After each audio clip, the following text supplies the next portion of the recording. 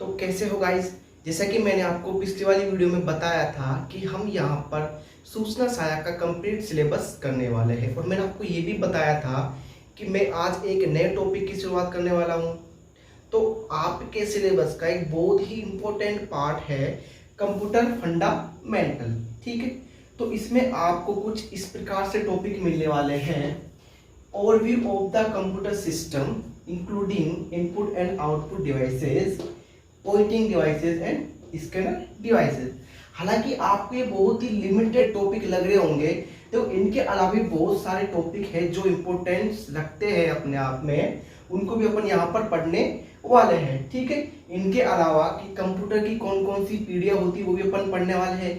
Printer क्या क्या होते हैं, प्रिंटर भी हम यहाँ पर पढ़ने वाले हैं, और मेमोरी भी पढ़ने वाले हैं, secondary memory and primary memory के बारे में। ठीक है, तो चलिए स्टार्ट करते हैं, स्टेप बाय स्टेप पढ़ते हैं हर टॉपिक को। देखिए अब चलते हैं, बात करते हैं कंप्यूटर फंडामेंटल की। भाई देखो, जो ये वर्ड है फंडामेंटल, देखो इसका मतलब होता है बेसिक या सामान्य। ठीक है, तो बेसिक नॉलेज अबाउट कंप्यूटर ही क्या होता है, computer fundamental.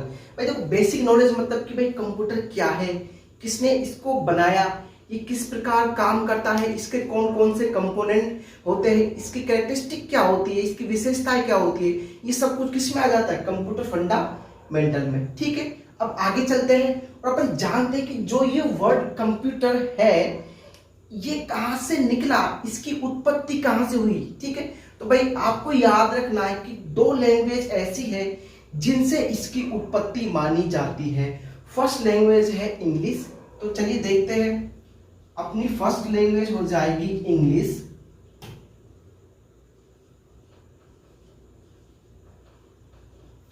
Computer word English के कंप्यूट वर्ड से बना है। ठीक है, जिसका मतलब होता है टू कैलकुलेट या टू काउंट। ठीक है, और दूसरी जो लैंग्वेज है वो लैंग्वेज है लैटिन लैंग्वेज। ठीक है, ये लैटिन के कंप्यूटर वर्ड से माना जाता है, जिसका मतलब भी क्या होता है, टू कैलकुलेट। ठीक, यदि आपसे कोई पूछे कि भाई जो ये वर्ड कंप्यूटर है इसकी उत्पत्ति कहां से मानी जाती है, तो आपको बताना है कि इसकी उत्पत्ति दो लैंग्वेज से मानी जाती है। फर्स्ट है इंग्लिश, ये इंग्लिश के कंप्यूट वर्ड से बना हुआ माना जाता है, जिसका मतलब है टू कैलकुलेट या टू काउंट। ठीक है, दूसरी लैंग्वेज है लैटिन, ये इसके कंप्यूटर शब्द से बना हुआ माना जाता है, जिसका मतलब है टू कैलकुलेट। ठीक है, तो ये तो हो गई इसके बारे में कि भाई ये कहां से निकला, इसकी ये कहां से इसकी उत्पत्ति हुई। अब बात करते हैं कि जो कंप्यूटर है उसकी हिस्ट्री जानते हैं कि भाई कंप्यूटर को किसने बनाया। ठीक है, तो आपको पता होगा कि जो कंप्यूटर है एक नाम है चार्ल्स बेबेज। ये वैज्ञानिक का नाम है जिसको कंप्यूटर का पिता में या फादर कहा जाता है। ठीक है, इसको फादर ऑफ कंप्यूटर बोला जाता है। इसने कंप्यूटर को बनाया नहीं था, इसने कुछ ऐसे इंजन निकाले जिनका यूज करके कंप्यूटर को बनाया गया था। फर्स्ट है डिफरेंस इंजन। फर्स्ट इंजन है डिफरेंस इंजन, इसको 1822 में इसने बनाया था, और ये ऐसा इंजन था जो स्टीम पर बेस्ड था, ये स्टीम से चलता था। ठीक है, ये किससे चलता था, ये स्टीम से चलता था। ठीक है, और इसको यूज करने वाले जो कंप्यूटर थे वो मैकेनिकल कंप्यूटर थे, क्योंकि आपको पता है जो आजकल के कंप्यूटर है वो डिजिटल कंप्यूटर है। इनसे पहले भी तो कंप्यूटर यूज होते होंगे, वो कंप्यूटर मैकेनिकल कंप्यूटर थे। वो किस पर बेस्ड थे, वो इस इंजन पर बेस्ड थे, स्टीम इंजन पर। ठीक है, तो इसको यूज करने वाले मैकेनिकल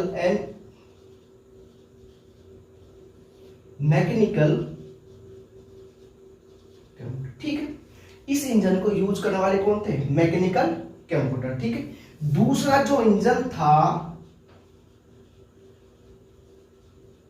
एनालिटिकल इंजन, इसको 1833 में इसने बनाया। ठीक है, इसको ऑटोमेटिक इंजन भी बोलते। ठीक है, दूसरा इंजन था एनालिटिकल इंजन या ऑटोमेटिक इंजन। ठीक है, ये ऐसा इंजन था जो आज के कंप्यूटर का बेस है, मतलब जो आज के कंप्यूटर है, जो डिजिटल कंप्यूटर है, उनमें ये ही इंजन काम आ रहा है। ठीक है, इसको ऑटोमेटिक इसलिए बोलते हैं क्योंकि इसके अंदर कुछ प्रोग्रामिंग की गई थी, इसके अंदर प्रोग्राम लिखे गए थे जिसके थ्रू ये ऑटोमेटिक ही काम कर रहा था। और जो इसके अंदर प्रोग्राम लिखे गए थे, उन प्रोग्राम को एक लेडी थी जिसका नाम था एडा लवलेस। एक लेडी थी जिसका क्या नाम था, एडा लवलेस। इसने इस इंजन के लिए प्रोग्राम लिखे थे। इसको फर्स्ट प्रोग्रामर भी बोलते हैं क्योंकि सबसे जो फर्स्ट प्रोग्राम था वो इसी लेडी के द्वारा लिखा गया था। इसको फर्स्ट प्रोग्रामर भी बोला जाता है। और इसके अलावा इसको मदर ऑफ कंप्यूटर, ठीक है, इसके अलावा इसको मदर ऑफ कंप्यूटर भी बोला जाता है। ठीक है, जो ये इंजन थे ये किस पर डिपेंड थे, ये डिजिटल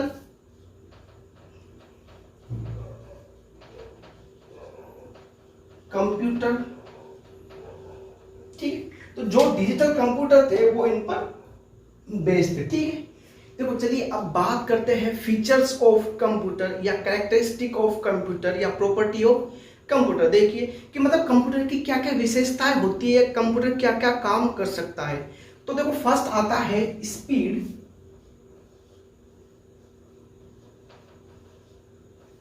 देखो आपको भी पता होगा कि जो कंप्यूटर है उसकी स्पीड हाई होती है, वो कैलकुलेशन बहुत ही हाई स्पीड से करता है, पल भर में वो बड़ी बड़ी कैलकुलेशन को कर सकता है। उसके साथ में ऐसा नहीं है कि आपके पास कोई छोटी कैलकुलेशन है या आपके पास कोई बड़ी कैलकुलेशन है, सब में उसका सेम टाइम लगने वाला है। ये नहीं कि अगर कैलकुलेशन बड़ी है तो वो ज्यादा टाइम लगेगा, नहीं ऐसा नहीं है। ऐसा अपने साथ यदि अपन किसी बड़ी कैलकुलेशन को करेंगे तो अपन वहां पर ज्यादा टाइम लेंगे।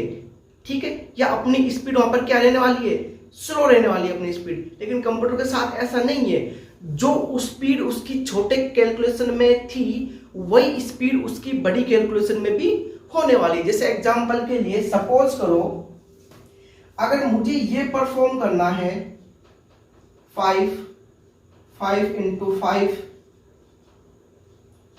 into 5 into 5,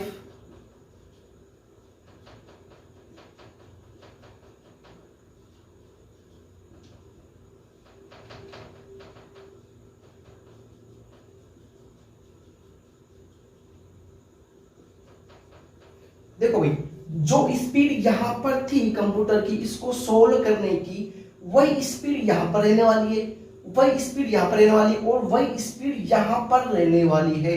चाहे कैलकुलेशन कितनी ही बड़ी क्यों ना हो, कंप्यूटर की स्पीड पर कोई फर्क नहीं पड़ता है। लेकिन अगर अपनी बात करें तो ठीक है, अपन यहां तक तो इजीली कर देंगे, वही स्पीड से कर देंगे। लेकिन जब बात आती है बड़ी बड़ी कैलकुलेशन की तो अपनी स्पीड क्या हो जाती है, स्लो हो जाती है। लेकिन भाई कंप्यूटर के साथ ऐसा नहीं है, उसकी स्पीड क्या रहती है, सेम स्पीड रहती है, चाहे कैलकुलेशन छोटी हो चाहे कैलकुलेशन क्या हो, बड़ी हो। बात आगे समझ में। ठीक है, अब देखो बात करते हैं कि जो कंप्यूटर होता है ना उसकी स्पीड मिलियंस इंस्ट्रक्शन पर सेकेंड होती है। ठीक है, मिप्स। जो इसकी स्पीड होती है कंप्यूटर की, उसको मेजर करने की जो यूनिट होती है वो होती है मिप्स, MIPS। ठीक है, चलो इसको मैं मिटाकर, तो जो कंप्यूटर की स्पीड है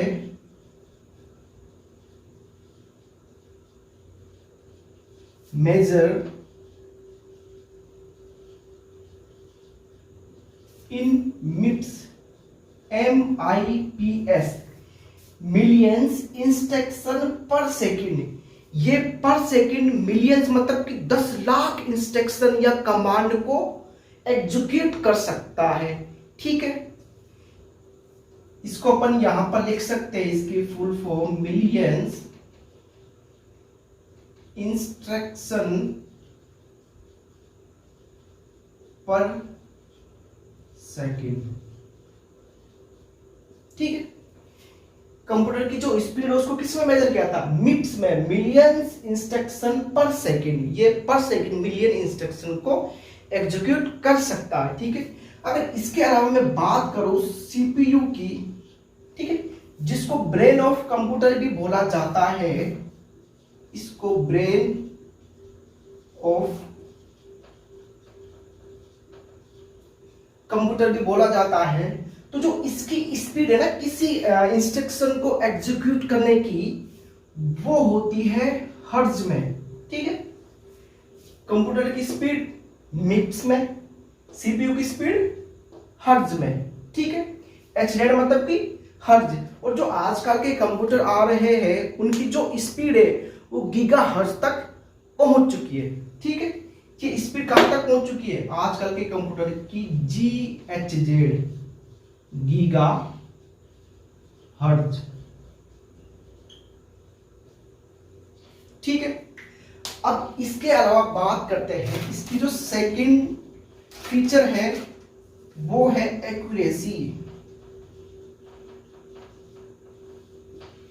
वो इसके जैसे ही सेम है, चाहे इंस्ट्रक्शन या चाहे कैलकुलेशन स्मॉल हो या चाहे बड़ी कैलकुलेशन हो, ये हर के साथ अपनी एक्यूरेसी परफेक्ट रखता है। ठीक है, आइए बात समझ में, कि अपन बोल सकते हैं कि जो कंप्यूटर की एक्यूरेसी होती है वो 100% मानी गई है। ये आपको रिजल्ट 100% देगा ही देगा, एक्यूरेट रिजल्ट देगा। ठीक है, तो इसकी एक्यूरेसी क्या मानी गई है? इसकी एक्यूरेसी 100% मानी गई है या होती है। मानी गई क्या? इसकी एक्यूरेसी कितनी होती है? 100% होती है। ये किसी भी चीज को 101% एक्यूरेसी के साथ करता है या रिजल्ट देता है। देखो चलिए अब आते हैं अपन नेक्स्ट प्रॉपर्टी पर, जिसका नाम है वर्सेटिलिटी। देखो इसका मतलब क्या है कि आप कंप्यूटर में एक समय में एक से ज्यादा टास्क कर सकते हो। टास्क मतलब कि आप एक समय में एक से ज्यादा काम कर सकते हो। जैसे भाई आप गाने सुन सकते हो, या आप पीडीएफ वगैरह कुछ भी खोल सकते हो, या आप एमएस वर्ड पर काम करते करते आप गाने सुन सकते हो। ठीक है, आप ऐसे एक समय में मल्टीपल टास्क कर सकते हो, जिसको क्या बोलते हैं? वर्सेटिलिटी बोलते हैं। ठीक है, अगर अपन बात करें, we can perform many task at a, ठीक, एक समय में अपन एक से ज्यादा टास्क कर सकते हैं, जिसको क्या बोलते हैं? वर्सेटिलिटी। बात आ गई समझ में? अब नेक्स्ट आती है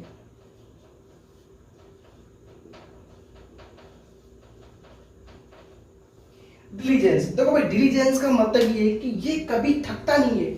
जो आपका कंप्यूटर है वो कभी थकता नहीं है। चाहे आप उसे 1 घंटे काम करवाओ, चाहे आप उसे 2 घंटे, चाहे 24 घंटे कराओ, चाहे 1 महीने, वो स्टार्टिंग में जिस ऊर्जा या जिस स्फूर्ति के साथ, पावर के साथ काम कर रहा था, वो 1 महीने बाद भी उसी स्फूर्ति और पावर के साथ काम करेगा। ठीक है, लेकिन अपने साथ ऐसा नहीं है। यदि आपसे कोई 24 घंटे लगातार काम करवाए तो आप कर तो दोगे, लेकिन जो आपकी पावर है, जो आप में शक्ति है, वो शक्ति नहीं रहेगी। लेकिन कंप्यूटर के साथ ऐसा नहीं है। ये उसी पावर के साथ या उसी शक्ति के साथ या उसी एफिशिएंसी के साथ काम करता रहेगा जिससे वो पहले कर रहा था। बात आ गई समझ में?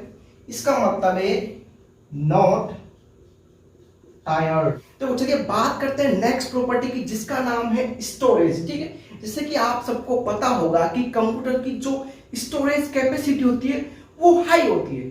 ठीक है, ये अपने अंदर बहुत सारे डेटा को स्टोर कर रख सकता है, और अपन इसमें अपने डेटा को परमानेंटली स्टोर कर सकते हैं। जब चाहे अपन डेटा को इससे वापस ले सकते हैं। ठीक है, चलिए बात करते हैं नेक्स्ट प्रॉपर्टी की, जिसका नाम है रिलायबिलिटी। देखो रिलायबिलिटी का मतलब है कि ये ट्रस्टेबल है, अपन इस पर ट्रस्ट कर सकते हैं। क्योंकि भाई देखो, एक तो ये अपन को सिक्योरिटी प्रोवाइड करता है। जो अपना डेटा था वो उसको हाइड करने के लिए या डेटा को सिक्योरिटी, मतलब कि ये पासवर्ड अपन को प्रोवाइड कराता है जिससे अपन डेटा क्या कर सकते हैं, सिक्योर कर सकते हैं। ठीक है, तो ये रिलायबल होता है, इसका मतलब ये होता है कि ये जस्ट ट्रस्टेबल है। रिलायबल मींस ट्रस्टेबल, अपन इस पर विश्वास कर सकते हैं। ठीक है, अब इसके आगे हम बात करेंगे कि जनरेशन ऑफ कंप्यूटर की जो इवोल्यूशन ऑफ कंप्यूटर था वो कैसे हुआ, कि फर्स्ट पीढ़ी में कैसे कंप्यूटर थे, इनपुट आउटपुट के लिए वहां पर क्या यूज करते थे, कौन सा ऑपरेटिंग सिस्टम यूज करते थे। ठीक है, सेकंड पीढ़ी में कौन सा यूज करते थे, थर्ड पीढ़ी में कौन सा यूज करते थे। ठीक है, माउस कब आया, प्रिंटर कब आए, स्कैनर कब आए, कीबोर्ड कब आया, ये सब कुछ अपन पढ़ने वाले हैं नेक्स्ट वीडियो में। भाई तब तक के लिए यदि आपको ये एफर्ट थोड़ा बहुत भी अच्छा लगा तो आप चैनल के साथ जुड़ जाइए। मैं यहाँ पर आपको सूचना सहायक का कंप्लीट सिलेबस कराने वाला हूँ। ठीक है, तब तक के लिए टाटा।